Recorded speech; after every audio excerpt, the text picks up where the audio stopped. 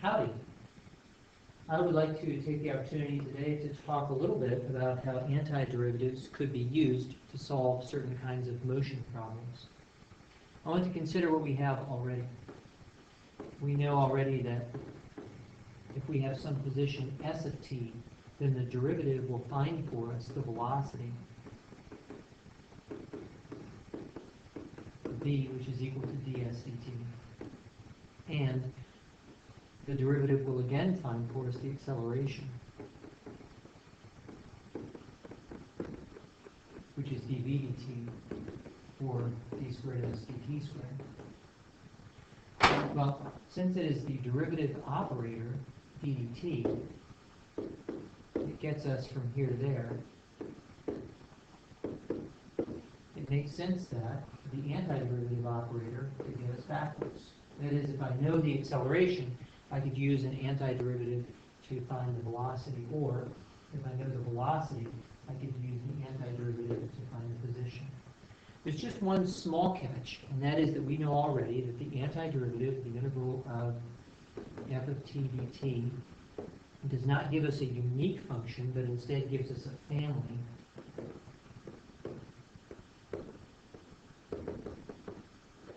of functions which are all going to differ by a constant.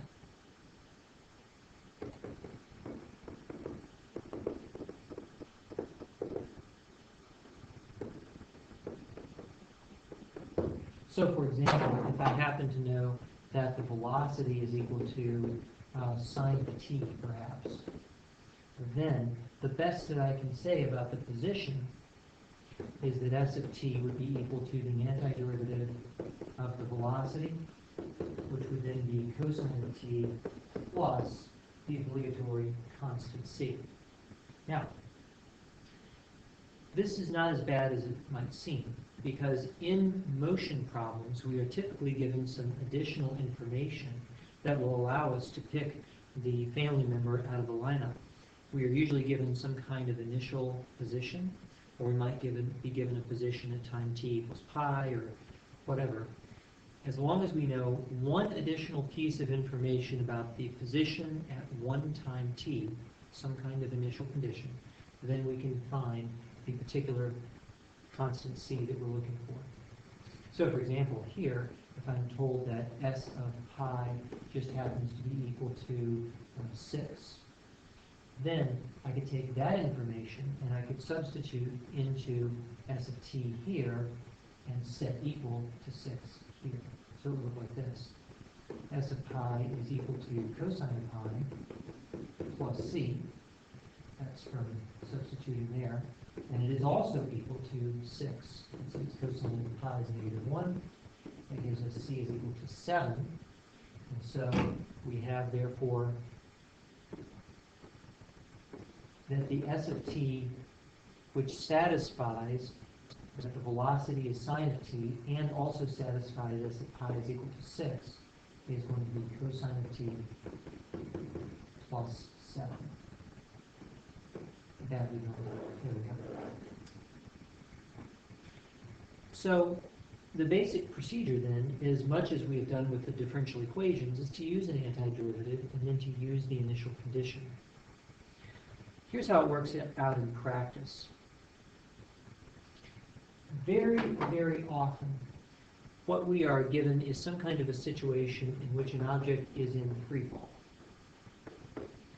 And free fall is well known to physics students as the state that objects are in when they are under the influence of gravity only.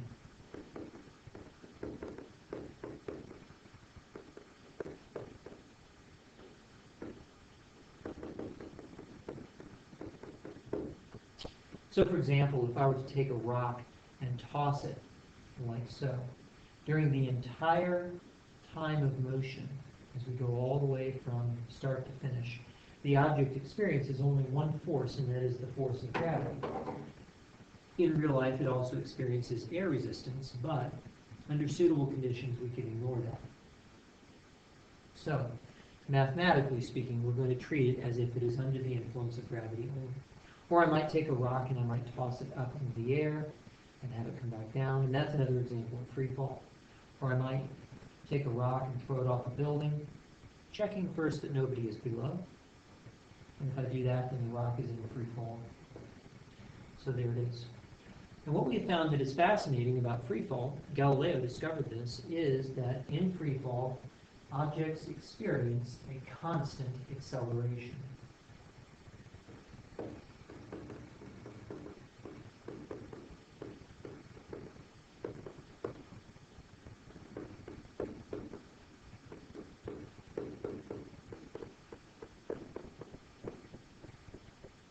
Again, neglecting air resistance.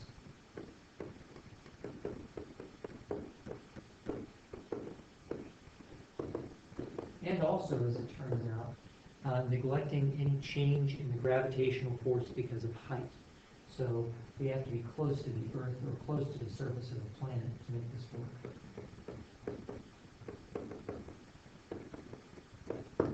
And what Newton later measured, and actually several people during his time later measured, is that the value of that acceleration for free fall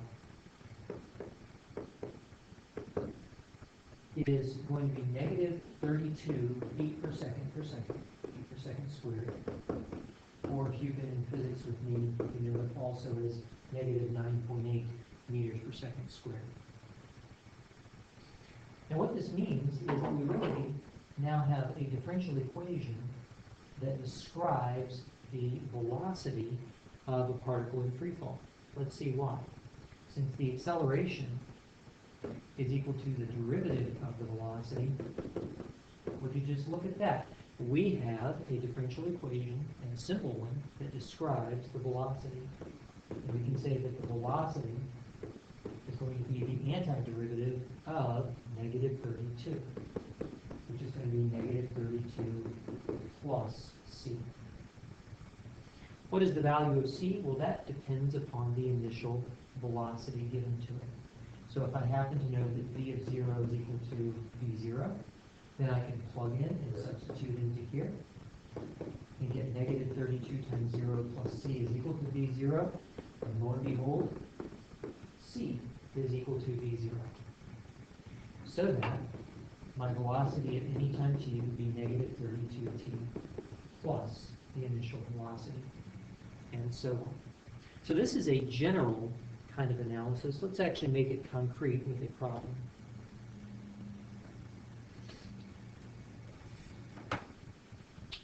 Here we go. A ball is thrown vertically upward.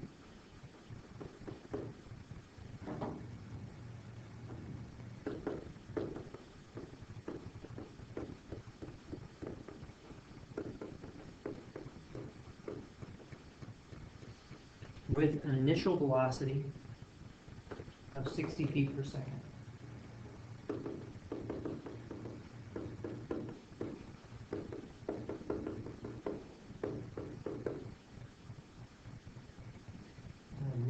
Not initially. There we go. Sorry. Initial velocity of 60 feet per second. And the question now is, how high will it go?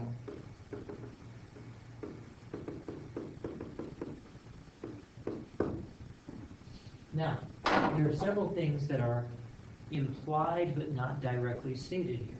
And the first thing that is implied is that the ball is going to be in free fall. So we can immediately from this write that the acceleration is negative 32 feet per second squared. The problem does not state that, but it is clearly implied because the ball is being thrown with no other forces acting on it. The second thing that is stated is that the initial velocity is 60 feet per second. And so we want to capture that in a statement about the velocity. We're going to say that v of 0 is 60 feet per second. This is the right way to write initial velocity. And the third thing that is not directly stated is that the height of this ball is going to be assumed to be on the ground. The problem doesn't actually tell us that, and so we sort of have to make an assumption based upon our experience with throwing balls. Now, technically, it's probably not on the ground. It's probably about 1.5 feet or 2 feet high, maybe even maybe even 3 or 4 feet high, depending on who's doing the throwing. But since nothing is stated, we're just going to take the 0 point to be the point of release. Let's get a clear picture of what's going on here. We've got the ball, and it's being thrown here. And now what we want to do is to determine how high above the throwing point, let's call that point y-max, will the ball go. So let's approach this by first solving our differential equation, because what we would like to do is to get some kind of expression for the velocity. And here's why. Right at the top here, my object is going to stop. Objects stop at the top. They have 0 velocity because their velocity is changing signs from positive to negative. Assuming the velocity is a continuous function, it must therefore go through 0. So we want to know what is the velocity based on this information right here. And so we can rewrite the acceleration as dv dt. And therefore the velocity is going to be the antiderivative of the acceleration, which as we saw earlier gives us negative 32t plus c. And since v of 0 is 6c, then we can easily discover that c is 6c. So that the velocity as a function of time t is negative 32t plus 6c. That's the antiderivative side of things. Now coming back to our problem solving, we observe, as I mentioned before, that the velocity has to be 0 at the top. And so we can set our velocity equal to 0 down here. Find out that t is equal to 60 over 32,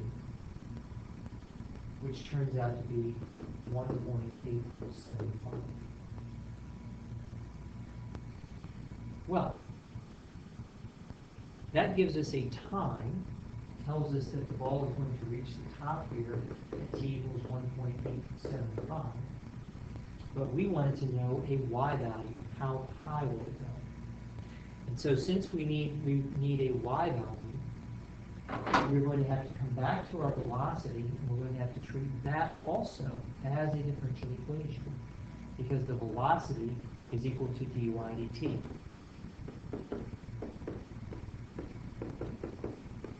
Which means that y, therefore, is the antiderivative of negative 32t plus 60. Which is therefore negative 16t squared plus 60t plus constant c. Now this c is different from the previous one, so let's call it c1. And to find the value of c, we're going to need to reach back into our initial position, our initial y, and see that y of 0 is equal to negative 16 times 0 squared, 60 times 0, c1, which is also equal to 0. And therefore c1 is equal to 0, which gives us y as a function of time t. Having found y as a function of time t, we can now find y at 1.875.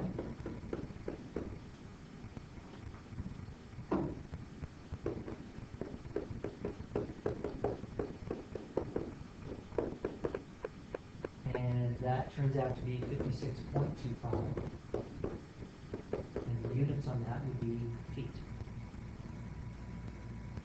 So going back through what we did and how we used antiderivatives to solve these problems, we treated an expression for acceleration as a differential equation, and we solved that differential equation in order to get velocity.